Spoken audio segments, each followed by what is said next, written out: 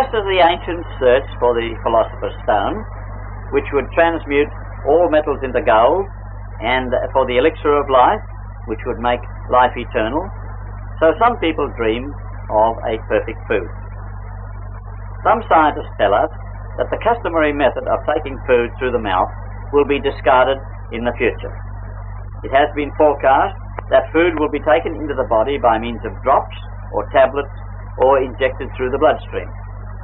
Little do they know in their ignorance that by so doing humanity would destroy itself. I would like to suggest that we already have a perfect food, a food so carefully compounded by nature that it is all sufficient for mankind. Unfortunately, for the best results, the food I refer to has to be consumed under the appropriate conditions and where it is grown. Nevertheless, even though we may not wish to live wholly on this food, we can make better use of it than we do today. I discovered for myself the virtues of this food in North Queensland. I met a naturopath on Magnetic Island, 7 miles off the coast near Townsville, which is 1,000 miles north of Brisbane. On one of my many visits to this island, I learned to appreciate the tropical fruits which were grown there. This naturopath had a small sanitarium and an organic farm at Nellie Bay. In order to appreciate the food I want to tell you about, you must know something of its background. Have you ever sat on a tropical island under a tall coconut palm? Have you ever marvelled, as I have, at the wonder of this structure? The crude beauty and strength of this single flexible trunk with an umbrella of palm leaves on top? Where the beautiful coconut palm grows best, there is usually a beautiful beach. The roots are firmly embedded in the soil.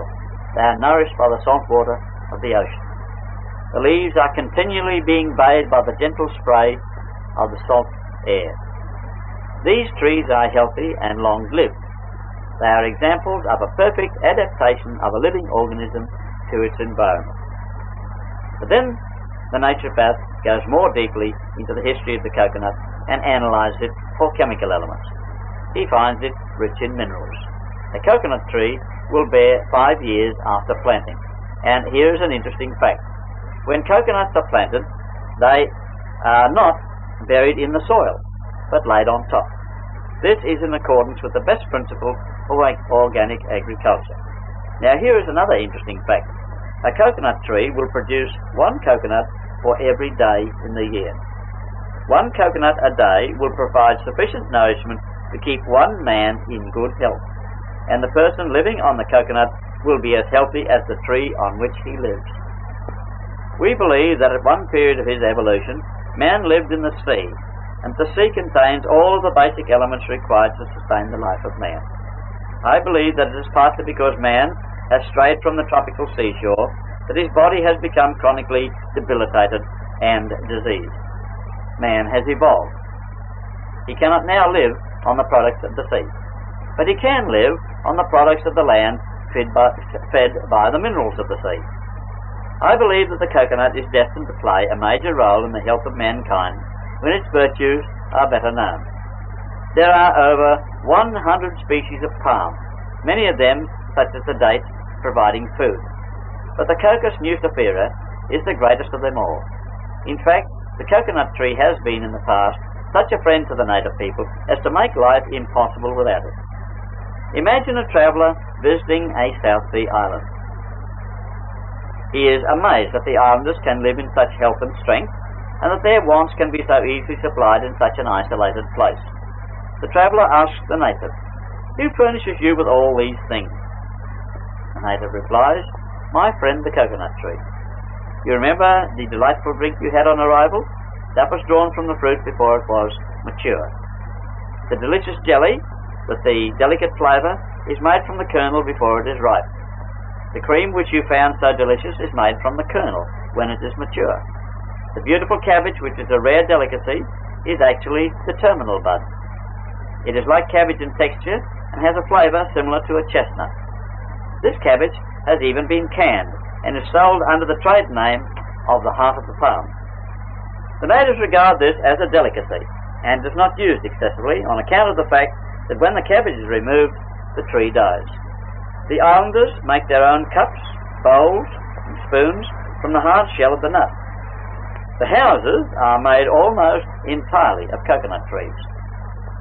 The wood is used in making their cabins. The leaves are plaited to form a roof which is waterproof.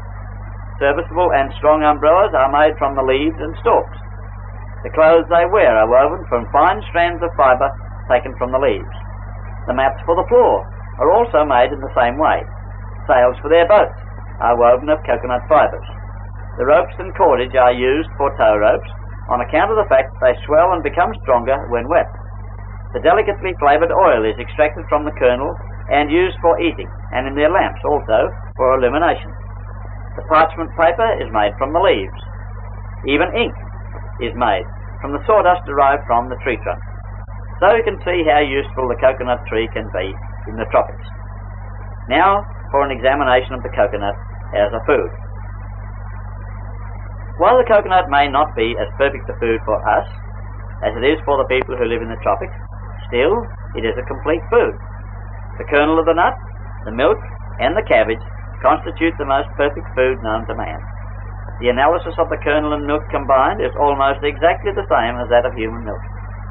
This is a theoretical fact. How do we know that the coconut is such a good food in actual practice? It is fortunate that a set of circumstances led to an experiment being carried out by two scientists. This experiment was not planned, and no possible deception could have entered into it. Just prior to World War I, two German scientists, August Bethmann and August Engelhardt, were sent to the South Sea island of Cabacon. They were to carry out scientific research for the German government. There were no inhabitants on this lonely island, and so the two scientists were to live alone. Their supplies and food had to be brought to them by special steamer every 6 months. The war intervened, and as the island of Cabacon was well off the customary shipping lanes, the two scientists were forgotten. They were on this island for 10 years, and after their food was all used, they had to live on what they could find on the island. The only food was the coconut.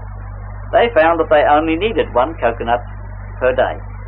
When the war was over, Bethmann and Engelhardt were rescued. They were found to be perfectly fit. What illnesses they had were gone, and they had much greater strength and vitality than before. In fact, it was said by their rescuers that they now had the strength of 2 men. This enforced experiment proved conclusively that not only could man live on coconuts, but that they were sufficient to ensure perfect health. The coconut derives this great virtue from the fact that the kernel in various stages of its development is suitable for human beings of all ages. A baby can drink the nourishing milk.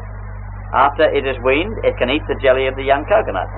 As the child grows and the teeth develop, the progressively harder kernels can be eaten.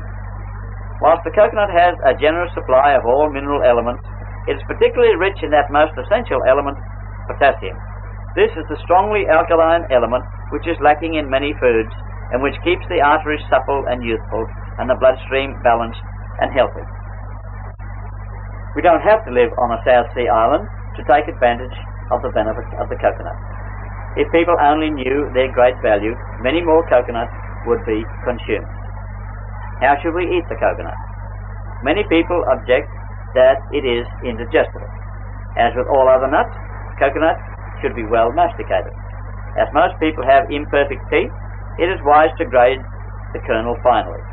This grated coconut must be eaten as soon as possible after preparation. Desiccated coconut as sold has practically no food value and is not a substitute for the freshly grated nut. Delicious coconut cream can be made by passing the kernel through an old-fashioned juice extractor. Another way to make the coconut cream is to grate it finely. Add a little water and whip it up in a liquidizer. In this case, some of the flavour is lost, but it is still a delicious food. In the islands, a coconut milk is prepared by grating it finely, mixing it with water, and then pressing through a cloth. This emulsion is used instead of cow's milk. Butter can also be made from coconut cream. Whichever way it is eaten, whether as a fibre, a milk, or a cream, it is a highly nutritious food. What is the secret of the coconut? 3 scientists have done research work on this subject quite independently of each other. They find that coconuts carry powerful radiations similar to radium, but the radium in the coconut is not harmful. The emanations are a benefit to humanity and will not cause destruction as the crude metallic radiations do. It appears that premature old age is largely caused by the cells of the body losing the power to oxygenate themselves. Under the influence of the radium emanations, the cells can reabsorb oxygen and thus rejuvenate themselves more easily. Coconut is of great value in illness. In cases where the powers of assimilation are almost absent, I find that patients can take coconut water when they cannot tolerate tap water. Its use is therefore of great interest and value to the naturopathic profession. I believe that the coconut will prove in the future to be a most valuable staple food.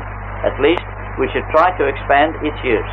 There's no doubt at all that the consumption of more coconuts would mean a generally healthier people.